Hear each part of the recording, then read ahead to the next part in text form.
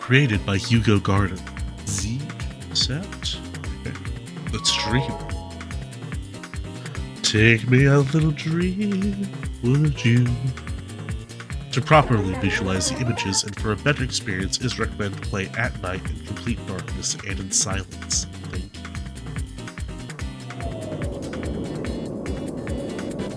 That's the best I can do. You wake up. When you open your eyes, the sky is the first thing you see. You find yourself lying on your back, tiles, dirt, and stones. You support your hands on the floor to get up, dirtying. With your feet now on the ground, you slap your hands together and against your legs to clean them.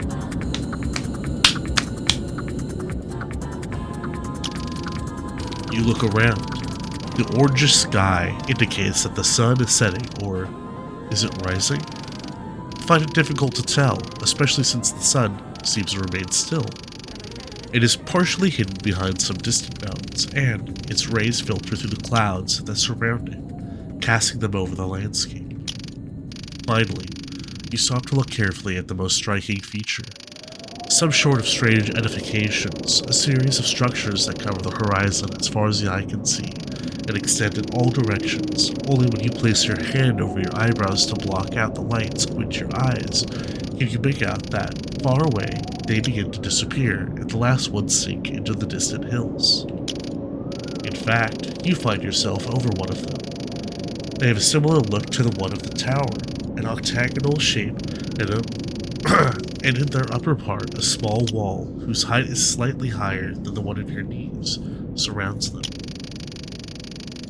The towers seem to be made out of concrete. They have a reddish-brown color. When touched, it comes off easily and leaves dirt of the same color on your hands.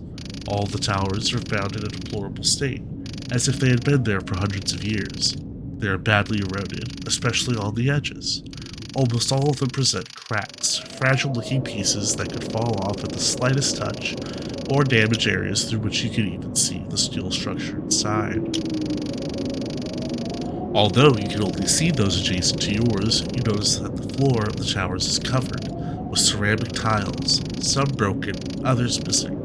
Everything is covered with debris, dirt, dust, puddles, trash, and various objects, very aged, rusty, or broken.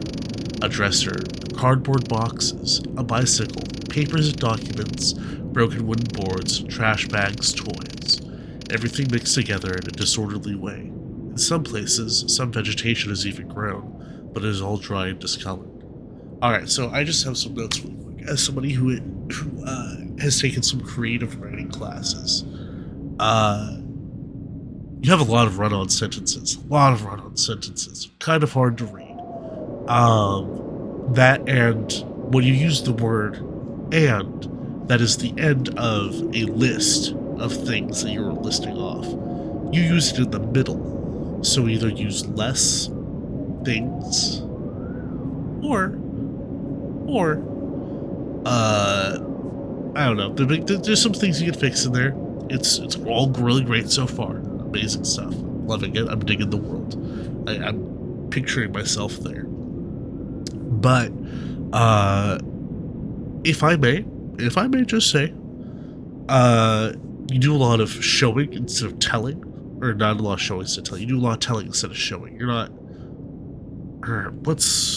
You're telling me all this stuff. You're not, like, showing it to me with descriptors and stuff like that. You're not making allusions to what you're talking about.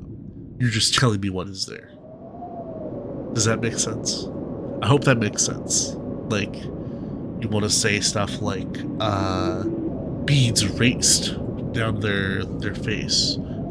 Or beads of sweat raced down her face. You know, stuff like that. Like, just like using little descriptors that may not actually be like what you're saying, but they describe what you're saying, and it lets like the person who's reading visualize it. Because right now you're just telling me what's in the room, which is cool and all, but do a little bit more showing what's in the room, like how it's interactable, how it feels. Don't just tell me it's full with dirt and dust. There's like a dresser over there, cardboard boxes, and there's a bicycle. I mean, some of that stuff, yeah, is okay to use, but like, if it's all you're using, and you're using a lot of it, it's better to break it down and like make illusions than just straight up say it. A cold winterly wind blows. It comes from the front and hits your face. Winterly wind, shaking your clothes at the same time. The heat radiating from the sun relieves you. The wind appears and disappears a moment later, then returns. It is irregular. Nothing else can be heard, but when the wind passes between the structures, its sound intensifies and turns sharp. See, like, the winter wind brushed aside me, coming from the opening to the chamber, my bones rattling in fear of the chill. Stepping into the sun, I bask, or stepping outside, I bask within the warmth of the light. Only to be surprised once again as a chill runs up my spine. Stuff like that. Like, you could have, like, reworded that. And then you could have been like, and then, complete silence. The wind picks up again, howling like a cat, you know, something like that. Like, instead of it just goes, the sound intensifies and sharpens. You carefully approach the edge of the tower, and when looking down, you see that you are at considerable height. You crouch down a little to avoid falling, with fear that the aging building might collapse beneath your feet. The height seems to be one of a 10th floor approximately, if not more. When looking down, you cannot see much. The shadows of the towers cover the whole zone in darkness. You can just make out a greenish ground on the surface where the towers stand, and where, due to the lack of sunlight, only a few feet of ground. You look at the floor of the tower you are in, and notice a square black steel hatch. You kneel down to look through its gaps. You can see branches and leaves quite high up, near the hatch, and with difficulty you see what appears to be grass covering the ground. All around you there is nothing but towers, hills, and mountains. You cannot help but wonder what lies beyond them. Reaching them seems like an impossible goal, as the distance between the structures is too great to jump from one to another until you reach them, except for the one in front of you, which is a little closer. So close that by getting a little momentum, you can jump to it. With nowhere else to go, you decide to continue. Do you jump to the tower in front to see what is there, or do you go down the hatch at the current tower? Descend. You decide to go down through the hatch. You open it and grab onto the branches as you can descend. You are unlucky because they are slippery and you end up falling, just before reaching the bottom without a single scratch.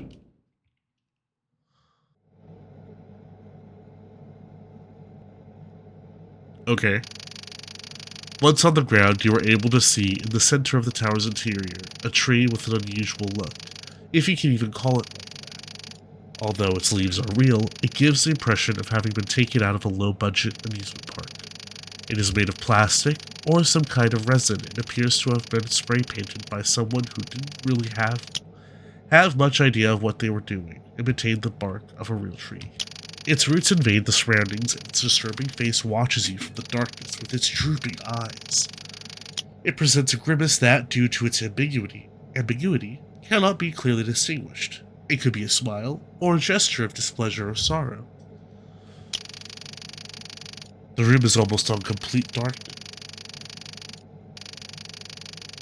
except for the light that manages to pass through the gaps in the hatch, making that the only thing you can see is the floor. On it there is dirt and grass that extends in an uneven way, growing in some places than others, and going as far as to climb slightly up the tree. It almost goes unnoticed, but you also manage to see 2 or 3 fake stones anchored to the ground with a series of holes in them. They look like speakers. The atmosphere is generally quiet except for the constant sound of what seems to be a ventilation or a generator. Next to the tree is a pole with a red metal box at the end. On it there is a vertical slot, and an arrow symbol that points towards it is engraved on the box. Okay. At least we know it's not AI. I think. I'll have to check the store page after this, and we'll go back to that. But I'm pretty sure this doesn't have any AI in it. And I'm glad, because There is a there is a ventilation or a generator. There is a ventilation or a generator. There's just like so many weird little choices in the vocabulary, and it looks like maybe they didn't proofread it first or have someone to proofread it. You wish you had a coin to see what happens, but there is nothing you can do. You search the room for a way to exit, but it is not easy in the darkness of the place. In the zone behind the tree, you find an opening in the floor surrounded by some debris. Tree, debris, biology. Nothing can be seen inside, but not being able to find another way of getting out or go back. Up you descend, down through it, not without difficulty. You try to go through the space, getting dust all over your clothes and hands when you get stuck in the narrow gap. You start to feel an intense anguish, wondering if you will remain trapped there, with no one that comes to help you. You try to push up and down with your arms, but it is useless. Finally, you manage to twist your body and get through, relieved that the moment has passed. Okay. That was it? I should have jumped. I could now skip dialogue, so I could skip the whole thing. Because that's all it was fucking dialogue. Okay, thank you. Alright, I'm gonna jump this time. Now without some fear, you jump onto the tower in front. However, it does not have anything too different from the other one. Everything is full of rubble and trash. Disappointed, you look around, and that is when you see something golden shining and you get closer to pick it up. It is a coin. You decide to keep it in case it might be useful.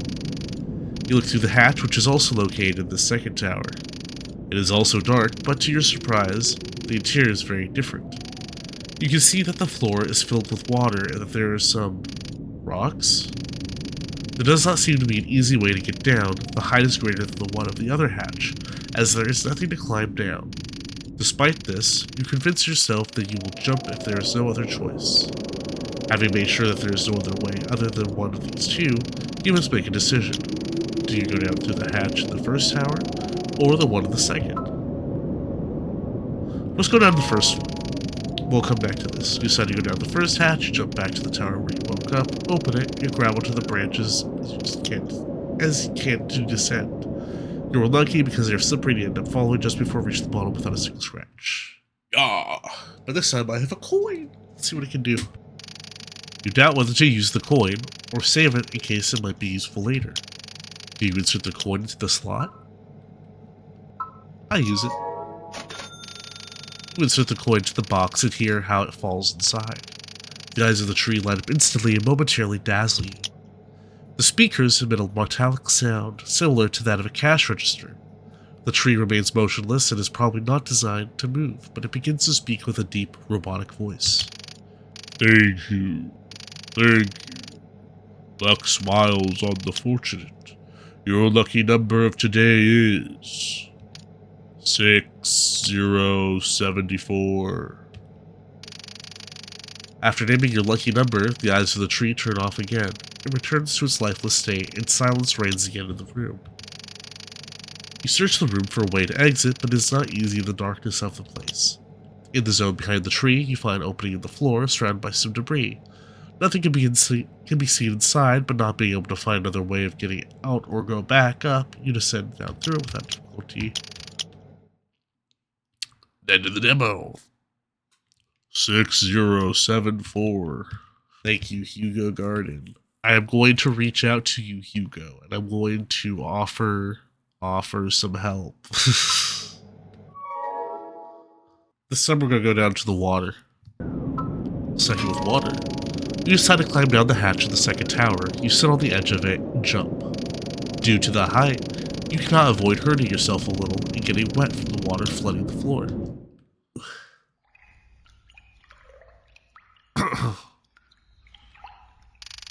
The water covers your feet. The atmosphere is cold and humid. You hear the soft sound of water when walking. Beyond that, silence reigns. See, that's great! The water is very murky and it is impossible to distinguish anything from it. The walls of the place are covered with small tiles, similar to the one you can find in a swimming pool.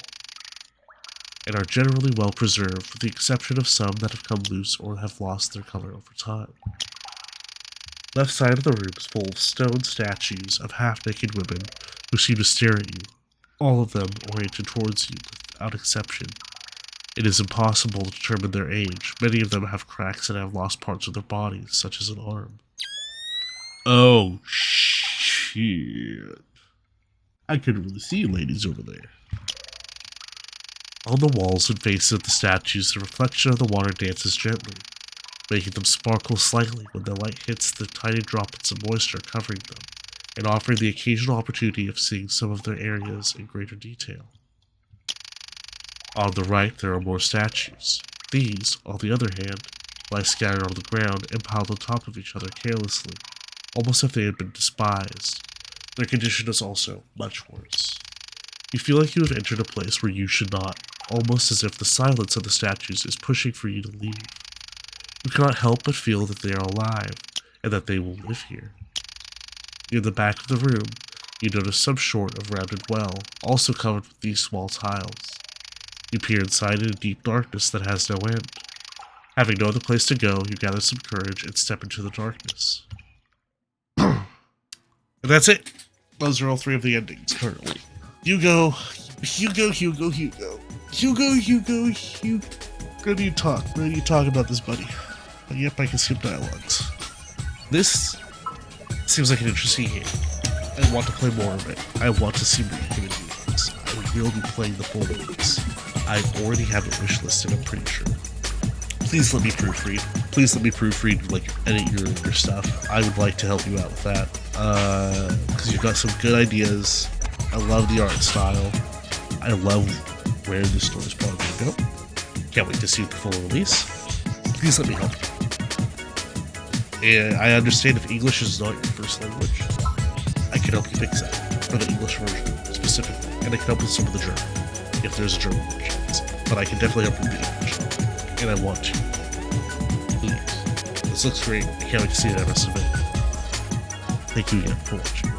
I appreciate every single one of you, and I'll catch you all in the next video.